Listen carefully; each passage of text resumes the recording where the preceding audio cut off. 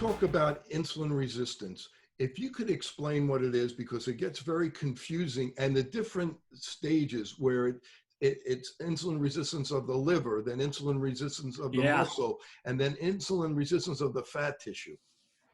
Yeah, that's a great question. So, in other words, how does insulin resistance progress? This is a little bit of speculation. So, I'd want anyone to know that I'm speaking with a fair degree of authority, but there's some speculation here nonetheless. I believe that the first cell that becomes insulin resistant is the fat cells. And then as the fat cells, and I'll elaborate more, as the fat cells become insulin resistant, they start to spread that insulin resistance sort of downstream, if you will, like to the liver and to the muscle and to the brain and throughout the body. But the fat cell is basically the first domino to fall, and then the rest just start tumbling afterwards. And specifically, when someone is gaining fat, it can happen through two different mechanisms. It can happen, it's like if you see a friend and you haven't seen them in a year, you see them again and they've gained 20 pounds of just pure fat. You can tell. Fat growth on a person occurs through two ways, and often kind of a mix, but generally it's two mechanisms. One, that the fat cells themselves get bigger and bigger and bigger. That's called hypertrophic fat growth or hypertrophy of the fat cells. So the individual fat cell number hasn't changed, but each fat cell has gotten bigger.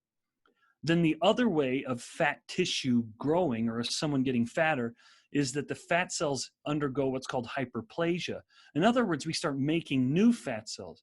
And the fat cells never become particularly big on their own. They maintain a fairly modest size, but we just have so many more of them.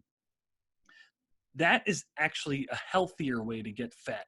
So hyperplastic fat growth, or making new fat cells, the fat tissue stays very insulin sensitive, and thus it can keep growing. We can keep getting more and more fat cells. We have more and more place to store energy, to store fat, to pull in glucose and turn it into fat. That's all happening at these fat cells.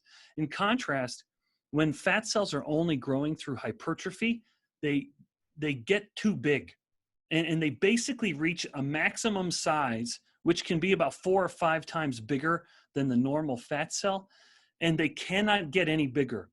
And so, because insulin is telling a fat cell to grow, the fat cell becomes insulin resistant. It's almost like self-preservation. You can almost see some kind of genius behind it from the level of the fat cell. It's thinking, if I don't become insulin resistant, I'm basically going to explode. And that's not literally what would happen, but it would reach maximum dimension. It has already reached maximum dimension. It cannot get any bigger. And so it becomes insulin resistant. And it starts doing two things to try to solve the problem. It starts leaking free fatty acids into the blood because insulin can't tell it to stop doing that. Insulin normally will inhibit that process, what we call lipolysis, or the breakdown of fat. Insulin normally inhibits lipolysis, but the fat cell has become resistant to that effect, and thus it starts leaking its fat. And in an effort to increase blood flow, it starts to, which is compromised to the fat cell because it's so big, it actually starts releasing pro-inflammatory cytokines. In fact, even one very relevant to diabetic retinopathy, which is vascular endothelial growth factor, or VEGF, that's very much implicated in retinopathy. So we have the fat cell leaking these pro-inflammatory proteins called cytokines and leaking these fatty acids.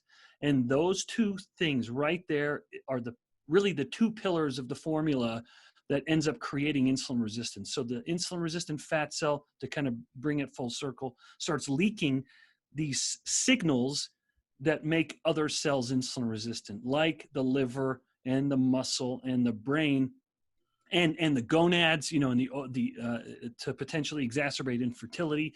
So the problem just starts spreading throughout the body.